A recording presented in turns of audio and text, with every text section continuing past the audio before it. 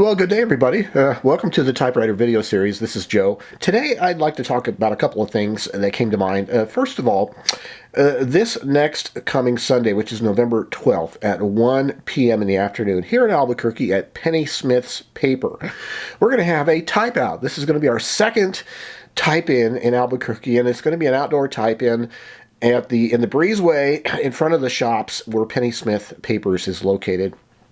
I'm hoping any of you in the local area who are watching can make it. We invite you. But in the process of organizing this type-in activity, myself and fellow conspirator Kevin Kittle, most of the typewriters brought to the type-in are going to be from our own collection, and I have to decide what typewriters I want to bring. Stay tuned. Well, last week I was trying to reorganize my typewriters. Behind the blue curtain there is my closet, and I keep a number of typewriters in there, but I also had a number of typewriters out in my garage. And during the summer months, that's okay because it's warm out there and it doesn't bother them too much. But coming on to winter now, my garage gets down into the low mid 40s Fahrenheit, and it's a little too cool for some typewriters because the lubricants can harden up due to the cold and cause mechanical problems with the machine.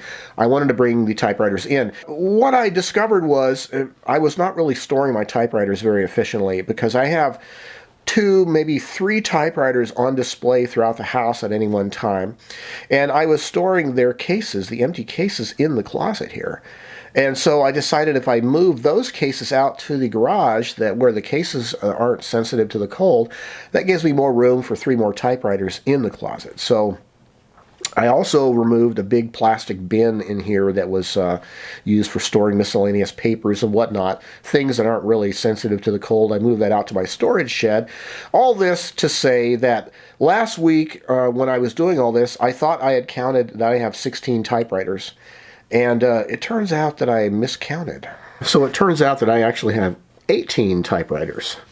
And I was making a list of them because I want to figure out what's going to be the best way to represent my typewriter collection to the type-in, or the type-out as we're calling it. For instance, just an example, I could bring all my ultra-portable typewriters. That might be interesting because it might give people an idea of a fair representation of ultra-portable typewriters, what they're like. But in choosing just ultra-portable typewriters, I might be missing out on showing them some of the typewriters that type a lot better than an ultra-portable, like, for instance, the Smith Corona Silent series. I have 3 Smith Coronas from the 5 series from the 1950s, the Silent Super, and a Sterling. And also have an SCM Galaxy 12 and an SCM Cornet Automatic 12, as well as a Corona Standard. So, you know, I could actually do a Smith Corona / Corona / SCM collection. Just bring those to the type-in. But if I did that, I wouldn't be bringing ultra portables either. So there's a bunch of different ways of looking at this. What type of kind of typewriters should I bring to the type-in? And what I decided was that I'd like to represent typewriters in the best light as possible, especially to newcomers to typewriters, people who don't know much about them. And I think one of the most obvious glaring problems that newbies have with typewriters, with manual typewriters, is simply the ease of operation, or the perceived lack of ease of operation. People like typewriters that have a nice soft touch and a nice snappy response. And so I thought, okay, I'm going to go through this collection of 18 typewriters and see if I can sift out the ones that I believe would fairly represent the ones with the best touch. So I brought out a number of these machines last night. I kind of circled these in red initially with the idea that these might be typewriters that would fairly represent the collection in this regard. First of all, this typewriter here, the Facet 1620 with the blue ribbon, which is actually what I typed the list on, that one is fairly representative of a typewriter with a really good touch, a really good haptics. The action on it is good. I would classify this typewriter as very much similar to an Olympia SM9 in its touch and feel. Not quite as good as a Hermes 3000, but very much up there. So I included the Facet 1620 on the list. Hermes 3000s, I have 2 of them. I have the standard, they're both the boxy 1970s body style, but one of them has been converted to the naked writer. The bare chassis, as you might remember, has been mounted on a plate of wood, and I have a custom carrying box and all that. So I could either bring one or both of those Hermes 3000s, which would be cool. Another typewriter that has a really nice touch is my classic Corona Standard. That's the showpiece of my collection. That is a beautiful heirloom quality, shiny, glossy black, immaculate typewriter from the late 1930s. It has a really nice, snappy feel. My concern is I don't know if I want to bring it out to a public type-in, especially if some kid or whatever isn't being monitored and he breaks it or something. You know, this is a really valuable typewriter to me personally. So even though it has a really nice touch, I might not bring it. And then there is, of course, the Smith Corona Silent, Silent Super, and Sterling. And so what I did with the Smith Coronas yesterday is I took them out, the Silent, Silent Super, and the Sterling. Took all three of them out and test typed here on the desk and typed up my reflections. First of all, the Smith Corona Sterling. It has this italic typeface, and it's a pretty good quality typer as far as the imprint. It had been in the case for months, and it worked like a charm. The imprint was nice and dark, no mechanical issues. But I noticed that the sound of the typewriter is a bit more metallic, clanky sounding than this Facet 1620, which might be some kind of a comparison standard there. And so I took out the Smith Corona Silent, and the Silent has the pica-sized font, similar in size to the Sterling, but it's a standard typeface. It was a better typing action, a little bit better than the Sterling, and quieter than the Sterling. I noticed that there's this difference. You know, of course, the Sterling was the low end of the 5 series, and then the Silent. And then I took out the Silent Super, which has an elite size typeface. It has a distinctly quieter sound than either the Silent or the Sterling. It has a slightly better touch than the Silent, which is surprising. There is a slight difference between them. Now, this Silent Super of mine is the one that I got from the hippie dude, and it was just grungy, and it took me a long time earlier this year to work on it, get all the bugs ironed out. And I was interested in whether the repairs I did to these machines were reliable, because when you let them sit in the closet unused for months, sometimes those problems show up again. You know, some of the dirt and grit and greases that you didn't really get out of there, they start seizing up and starting to have problems, but no problems at all. So I compared the Sterling, Silent, Silent Super, and they're all three pretty good machines. I would say it's going to be a toss-up between the Silent and the Silent Super as far as which one that I choose for the type-in. There is also the Smith Corona Galaxy 12, the SCM Galaxy 12. I don't think I'm going to bring it because it's a larger machine, and it doesn't really give me anything in terms of touch or feel that the Silent and Silent Super don't already have. The only additional feature it has that might be interesting to people is the repeat spacer feature. But it's a much bigger machine, and we might be limited by table space. So I think it's going to come down to the Silent or the Silent Super regarding Smith Coronas. Okay, let's talk about the Underwood Portable. This is 1930 Underwood Portable. This has a pretty darn good touch. I think I could bring it to the type-in, and I think it would be representative of one of the machines with a better feel to it. It certainly has a nicer touch than some of the little ultra-portable brother machines, as an example. It has a really nice look to it. It has the ribbon covers are slightly rusted. It has a well-worn look, but it's a old style typewriter and a classic appearance. The round keys with the chrome nickel rims and all that.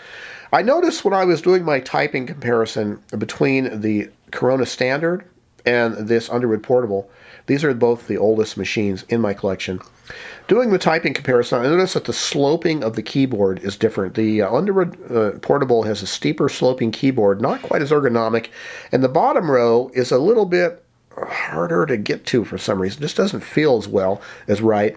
Whereas the Corona Standard, there's something about the linkages on those Corona keys, but there is a distinctively better feel to the Corona Standard. I just don't know if I want to bring it to the type out because of how nice of a machine it is, and I don't want to get it broken or something. So I think I'm going to bring the Underwood Portable as a representative of an old machine, pre-World War II machine that types pretty darn good.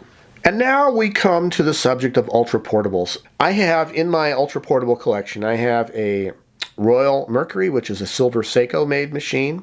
I have two brothers, a Brother Charger 11 and a Webster XL 747. And I have a Hermes Rocket, and I have the Olympia SF. All those 5 machines are, I would consider, ultra portables. As of those 5 machines, the Hermes Rocket and the Olympia SF are by far the nicest feeling machines as far as touch. Noticeably better. I really think the two brother machines, the Webster and the Brother Charger, are the heaviest, hardest to type on. If you're going strictly by the touch and feel and haptics, they're not the best machines. But what they do have going for them, they're fairly common to find, and they're portables. They're ultra portables. They're easy to put in a shoulder bag and carry around. If you really need a typewriter and the quality of the experience is not your first concern, they're good machines. But given the criteria for bringing typewriters to the type-in, I decided against any of the Brothers or the Royal Mercury. I think it comes down to between the Hermes Rocket and the Olympia SF. The Hermes Rocket might be an obvious one to take, but the one I have is a little bit delicate. It has an issue with the rack gear that's operated by the carriage release lever. That lever bends real easy. The metal is thin and soft, and if that bends out of shape, the typewriter starts to skip spaces. I noticed it started doing it after the last type-in. So again, it's one of those machines like the Corona Standard that I want to preserve and keep and not get it broken too much by people that don't know typewriters very well. So that comes down to the Olympia SF. And I was operating the Olympia SF yesterday. It has a really nice typeface, nice, crisp, sharp imprint. I was pretty impressed with it as an ultra portable. There's a certain feel to the Olympia SF. The keys and the way the keyboard slopes. It has a nice action. It's not as soft as a Hermes 3000, but there is something nice about it, much better than the Brother machines. And it's a good-looking machine, that late 1950s kind of appearance. So I think that's going to be representing the ultra-portable category in my collection. So it comes down to the Facet 1620, one or both of the Hermes 3000s, the clothed and the naked samples, the Olympia SF, and Underwood Portable, and finally a Smith Corona Silent or Silent Super. If I choose both the Silent and the Silent Super and both Hermes, that'll be 7 typewriters. And 7 typewriters isn't too bad, and I think it might be fun to bring both the Silent and the Silent Super as a point of comparison. Because people who might be interested in acquiring a typewriter, they might be able to see and feel slight differences between the two machines. And the same thing is with the Hermes 3000s. The Naked Writer and the standard 3000 that I have, they both are very, very similar in touch and experience. The really main difference is, other than one is naked and one is clothed, is the typefaces are different. And so that might be interesting for people to experience. That's one of the considerations in acquiring a typewriter, is what is the typeface? Do you like this style? Do you want a bigger one, a smaller one, italics, different styles? So that's going to be an interesting consideration, and I hope these 7 machines are representative of my typewriter collection in terms of the better performing, the better feeling machines. And it was fun going through my collection and doing this, because when you go right from one kind of machine to another kind of machine and test type on the same sheet of paper with multiple machines, it really does offer a really good way to compare your collection, compare one machine against another, because it's so easy for us to get used to typing on a machine. I remember a year or two ago when I was doing a lot of typing on the blue Brother Webster XL 747. This is probably the hardest finesse typewriter in my collection, and yet we are able, just through using a typewriter, because the way our fingers are so well formed, we can get used to that. And it was almost to the point where, I'm actually getting used to the hard action of this typewriter just by doing it more and more. So it's easy for us to get used to typewriters the way they are and not be able to be very objective into how they perform one to another. So making a little comparison, a quick comparison from one machine to the other machine is a really valuable lesson in appreciating the typewriters and contrasting their various features and capabilities. Well, this is Joe Van Cleve. This has been kind of a rambling episode, but I invite you guys this coming November 12th, 1 p.m. in Albuquerque at Pennysmiths Paper. Welcome you to the Type Out. Bring a typewriter or just bring yourself, and we hope to see you there. And until next time, you guys have yourselves a great day.